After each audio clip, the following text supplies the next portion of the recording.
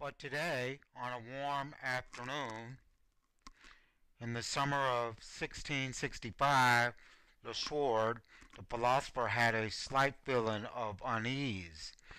It was the fourth time the carriage had stopped near him on the bridge. The carriage was closed.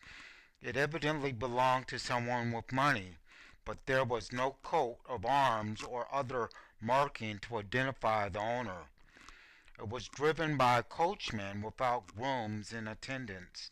As before, it stopped at a short distance just south of him on the bridge, but close enough to hear his speeches through a narrow opening in the door. There was a thin curtain across the slit, but he had feeling that he was being observed as well.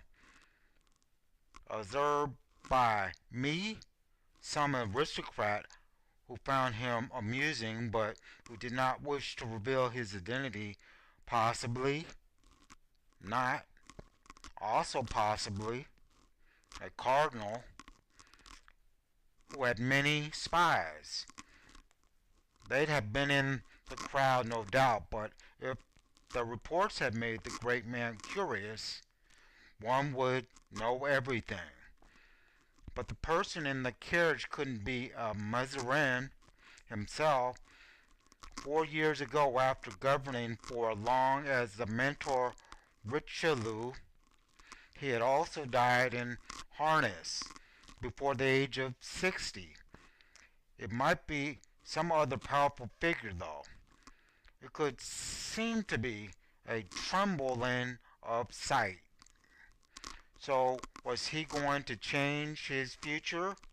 Was he going to use his ruins watch? Of course not, but be careful not to insult her, the government, just in case. No, he was to be ridiculed. Let them arrest him if they dared. This was the point, Juif, and he was the philosopher king.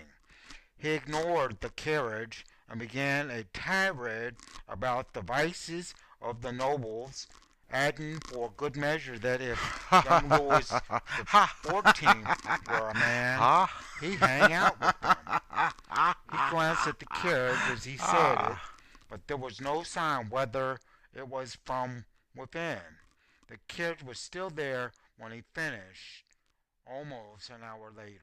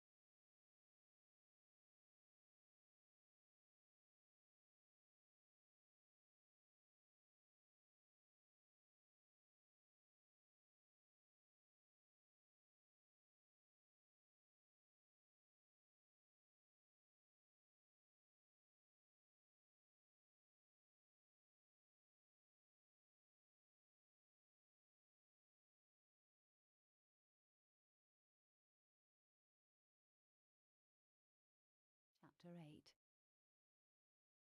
I stared at him, then said mildly, "Hey, you're the one who started chatting me up, remember?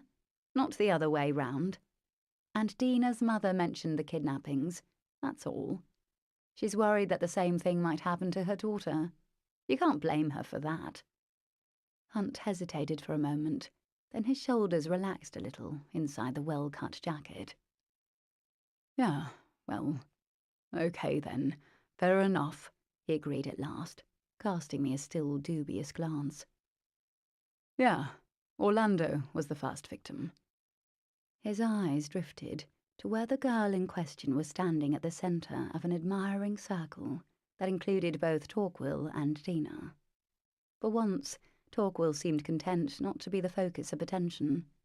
Dina hovered on the outskirts, not quite included, or excluded either. I briefly wondered why she hadn't pointed out Orlando to me as soon as she and Hunt had arrived. Getting useful information out of the previous victims was supposed to be one of the main reasons for us being here. We would, I determined, have words about that later. Because it was always easier to start with a question to which you already knew the answer, I opened with, "How long ago did it happen?" Hunt's gaze turned suspicious again, but it must have seemed a reasonable thing to ask, because he said grudgingly, "Last July." 10 months ago. "She's doing well to be here then," I said. "It can't be easy for her to feel safe coming out again." "Yeah, she's quite a girl," Hunt said softly. "But they grabbed her from home, so I don't think being outside is the issue." He waved his empty glass towards the darkness beyond the lights. "Besides, it looks as though old man Eisenberg has laid on plenty of security around the place." I debated on telling him the Guardian guerrillas weren't up to much, but decided that would raise too many questions, not least of which was how I could tell. "I'm sure you're right," I said instead. "It's scary, though, don't you think? I heard 3 people round here have been held to ransom over the last year. I mean, aren't you worried?" "I'm not rich enough to be worried," he said with candour. "My folks are well off, don't get me wrong, but hardly in the same bracket as Orlando's people." "Or Torquil's?" He laughed at that, his former amusement seemingly partway restored. "Nobody is quite in that bracket." I asked him what line of business his family was in, and, with that easy flash of teeth again, he told me they'd made their money in the music business, which seemed to cover a multitude of sins. I would have asked more, but at that point Torquil bounded onto the bottom step below us and clapped his hands for silence, which he achieved with a speed that must have gratified him. Someone even turned the music down a notch. "All those of you lucky enough to have gotten a special invitation, we're moving this party up a gear and onto my father's yacht," he shouted. "The rest of you, you've had your fun. Now go home." There was a smattering of laughter, as though he'd said something funny instead of merely downright rude. Torquil grinned at their confusion and continued up the staircase, leading one lucky lady by the hand. It wasn't hard to recognize the tiny figure of Orlando being pulled along in his wake. She was barely 5 feet tall, slim to the point of undernourishment, in a floaty kind of a dress that was not far from being a nightgown. Behind the pair, the crowd jockeyed for position, and an undignified scramble developed, as if proximity alone would convey favour. Dina was among them, I noticed, but it was hard to tell if she was making the running, or just being carried along in the crush. As Torquil reached the top of the staircase, his eyes glided over me, totally without recognition, then flared when they landed on Hunt. "There you are," he said with a mix of annoyance and relief. "Where are the others?" Orlando disengaged herself and moved to Hunt's side, wrapping herself around him like a cat. Despite what he'd said about her comparatively settled state of mind, she was clinging to him for more than physical comfort. Hunt ignored Torquil's question, long enough to smile indulgently down at her. She blossomed under his gaze. Sean, I recalled starkly, had made me feel like that.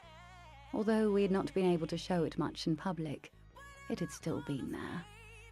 Torquil opened his mouth again, but it was Orlando who tore her eyes away from Hunt's to say calmly, "They might come, or they might not. It kind of depends on if they have something better to do." She had a cool, clear voice that carried. Certainly, those hurrying up the steps on Torquil's heels heard it, and there were 1 or 2 audible gasps, and then a giggle. The birthday boy's head reared back, shock or anger, it was hard to tell, and as the initial jolt passed, his mouth twisted into a sneer. They rounded on the people behind him, glaring furiously.